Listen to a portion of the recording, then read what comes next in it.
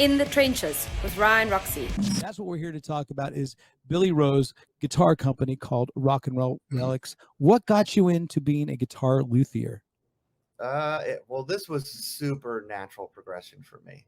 But I built a guitar in high school, and I was always into tinkering with guitars. And after high school, of course, Jetboy started, but I would I had an old Strat and I painted it hot pink and put a mirror guard on it and, swapping out pickups. And through the years, I was just kind of into doing my own thing with just certain guitars until I found that Gretsch White Falcon. It really was until I think moved back to San Francisco after the LA stint with Jetboy ended. And in the 90s, I just started doing the same thing, building some parts guitars for fun. And eBay comes along and you start seeing this relic guitar thing happening on a real small level, just like small builders selling stuff on eBay. Really, I remember it was Nash Guitars, which if you know relic stuff, he's one of the first guys to be out there doing it. So I started building a few and I threw one on eBay and it sold and just slowly just turned into Rock N'Roll Relics. I built a website and I had no plans of doing what I'm doing right now. It all just organically happened. Well, I definitely had you relic a couple of my guitars over the years. Yeah, so many of them actually. The SG is great. The Billy Joe Armstrong Les Paul Jr. that I have is reliced by you as well. Right. A couple Les Pauls that you've done over the years. The thing is, I'm imagining that in high school. Yeah, I know what you're talking about. You were in wood shop, and you made it. It was probably an elective, and you used it. You got it to get a good grade and stuff. You got an easy A and stuff like that because you made a guitar. I made a wooden bowl. That was it. I think I carved out a wooden bowl, and it was really crappy, but I still own it to this day, and it weighs about 20 pounds. But at least you made a guitar, something functional and nice. Rock N'Roll Relics is now gotten to the point where you're making guitars for like some super big names. And Dragon, there's Chris putting it in there right there, being one of the names that you have played with and built a guitar for. Right. One of those models. What's it like building a guitar for, let's say, a guy like Dragon or Billy Joe Armstrong, the guy that now we grew up kind of listening to, or maybe he was a little bit younger. He's more into the punk scene, but like now you're building guitars for him. What's your relationship like with him, and how did that all come about? That all came about going back to the Plunkets. The singer of the Plunkets, Patrico, is very close with Mike Dirnt, the bass player at Green Day. And so I met him through him coming to Plunkett show, and he saw my stuff, and he just said, Billy Joe would love your stuff. And if he sent him my website and hit me up and bought a guitar and started following me on Instagram. He's just been a huge supporter and a fan of what I do. And really once he came on board with Rock N'Roll Relics, it really jumped a big level for me. So yeah. Well, I remember you had guitars. You had relic guitars for me already, but then you had Gilby Clark. You did a model for Gilby Clark, right? Gilby, yeah. And Bruce Kulick as well. Yeah, we did something with Bruce. And I remember Mike saying something to me about Billy, saying, Billy's a shredder at heart. We're a punk band, but he can also shred. But he rarely shows that side of his playing. Yeah. Now, have you ever listened to him shred in front of you? He's a great guitar player, and he's a huge fan of like our era of the LA scene, because he's a few years younger. Right. And so him and Mike Dirnt have been playing together for years, and Green Day started off doing like Def Leppard covers and Kiss covers from like the non-makeup era, So he's a fan of the Crew and Rat and that whole genre, and then of course the punk rock he got into, and that's a whole nother thing. But I remember when he's got a guitar shop in Oakland called Broken Guitars, and when I delivered one of the early ones he got, and we just clicked talking about how great the guitar tones on Def Leppard's High and Dry are, and that's probably some of the best rock tones on recorded.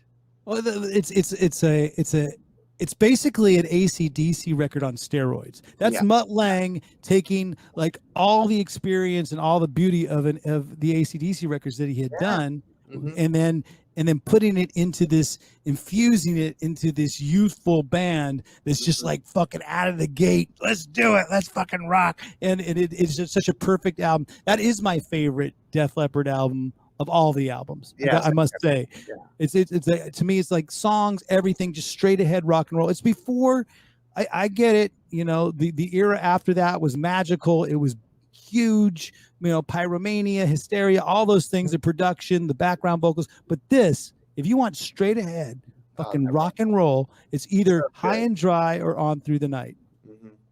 Those two albums just are like fucking killer. You know, no doubt about it. But you know, you can't say anything bad about the later era stuff as well, because when Phil came in to the band, he took it up and took it up to a different level, you know. And now now with God, I forget now who's all in the band now. Is Vivian in the band? I think Vivian's in the band. Yeah, I think they have a list of former members now too.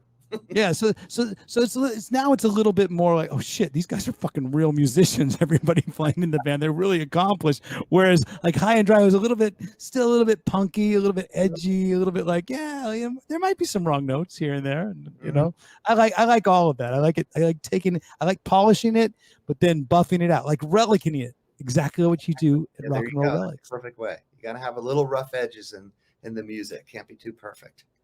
Like making something like, you know, really nice and beautifully burst, like a nice burst finish, but then spray painting over it, you know, some crazy like white sort of yellowish color, but then fucking it all up and sanding it all down. Holy folks, what is that?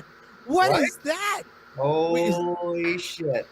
There you go, folks. There's your Easter egg right now. We're looking right now live into the Rock N'Roll Relics guitar paint studio, and this is what they're making right now. Can you freeze it, Vic, if it's possible to freeze it with just the picture of the front of the guitar? There you go. Thank you very much, Vic. Folks, right there, that could be COVID burst. Maybe that's what we'll call this finish on this guitar. I don't really know if I want that, but folks, no, it'll be COVID free, but you know. This is the guitar. You could see it being painted right now.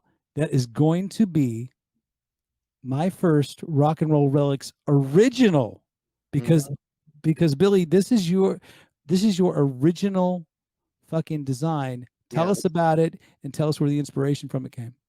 I think this one came from there's a somebody I became friends with through, of course, like the Instagram world and the internet world. Named Dave Kerr. And he's a designer. He's from England, but he lives in China now. He works for a toy company or something. But he had some ideas, and at the base of this design, he had sketched out, line drawn, like, and he hit me up. He goes, "I'd love to, see you do this, even if it's a one-off for me." And I'm like, "Dude, I'm totally into it. Let's work together on this." And I think I did like one tweak on the upper horn, and then came up with the headstock, and so we matched our designs up. And what are you calling that design? It's called the Revenge model. Okay. Yes. So this will be Roxie's Revenge. I love it. That guitar that you just saw, folks, is being built as we speak. So that I can. Hopefully, fingers crossed, I can take it. It'll be ready by the time this tour starts, and I can take it out there and play it on a nightly basis. And you guys can all see it when you're out there on tour. That's amazing. It's finished being painted. And so, yesterday, the Seymour Duncan showed up. So we have the pickups. They're zebras. So everything is zebra striped pickups, Seymour Duncan pickups. What kind of neck were you able to get on it? Were you able to get that Gibson scale, or what kind of style was it? Oh, on the actual neck of the guitar? Yeah, that's a Gibson scale. I mean, it's that, and it's a compound radius, so it's a little bit flatter. Okay. Than what you would have, but you're really not going to notice it much. It's minimal. Compound radius is one of those like sort of buzzwords that guitar players love to hear with the neck. So compound raise, because it's easier to go up the neck, and right? Yeah, it gets a little supposed flat. to be. Yeah, so for bending, it's gonna be a little easier and a little more fluid, you know. Okay. Yeah. And then what are you going to use? What else do I have to say? The finish, because what you folks saw was basically just a spray painted yellow guitar, but I gave you a little bit of clues in between. Before that, it was there's a bit of a tobacco sunburst. And what are we going to be doing? We're going to be relicing all that off, so it looks like a You'll see the burst underneath. So we'll do it in the spots where your arm would, wear out the finish and stuff like that. So the top coat's really thin, and we'll we'll do some stuff around the knobs, from spinning them on and off, and it's gonna be. If good. you want a guitar to look as that sort of ages with you, Rock N'Roll Relics is the perfect company to go to, because you can see that the guitar is going to look like you've already been playing it for a while, and I love that. It's got that worn-in feel, and of course, Mick Cripps is going to fucking want it right now. Maybe even Mick Cripps saw it. He's does Mick actually like play any of your guitars as well? He does not have any. Okay, not yet. He hasn't seen Roxie's Revenge yet, though, dude. No, but I like that idea of the name, don't you? Roxie's Revenge. It named itself. On this show, we just named this guitar. That particular guitar has to be Roxie's Revenge. Don't you think? I think so. I think we've just done it. And if anybody wants to check out more of Billy's designs and all that kind of stuff, because we are going to sort of wrap things up a little bit. I'm not saying we're going, so don't go away just yet. But I want to get everybody Billy's contact info of how to get in touch with him. So Billy, for the people that are listening on the audio broadcast, tell them how to get in touch with you and Rock N'Roll Relics. Well, the best is to go to the website rocknrollrelics.net, and then from there you can venture off into the Instagram, Facebook, and all that. That's really all I use for the guitars is Facebook and Instagram. Instagram being the main one, so that's pretty easy to find. R&R Relics. And then you have a few others that Vic just put out as well. I've been trying to find it, Billy Rowe 66. I couldn't find it all week trying to promote this show. So, I'm active on. I'm trying to get it more active, but I think that's where it comes up in the search when you're a little more active. Well, I'm trying. Just go to Rock N'Roll Relics, and you know what? And maybe in about a month's time, you can just Google search Roxie's Revenge, and it won't be me having indigestion. It'll be me with a nice guitar. I paint that on the back, Roxie's Revenge, I'm Ryan Roxie, and I've taken all my years of experience of playing guitar, and I want to pass the torch of rock and roll on to you. Check out the System 12 Guitar Method.